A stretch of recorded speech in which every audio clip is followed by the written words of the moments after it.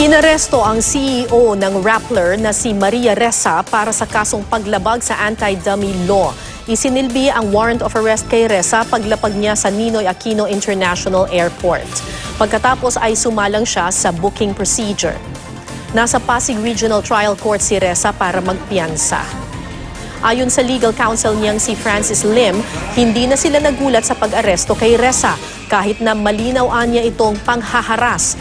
Hindi nito mapipigilan si Ressa na tuparin ang kanyang tungkulin bilang isang mamamahayag. Para sa National Union of Journalists of the Philippines o NUJP, kaduda-duda ang timing ng paghahain ng kaso kay Ressa. Tila sinigurado raw na arestuhin ng CEO ng Rappler oras na tumapak sa bansa galing abroad.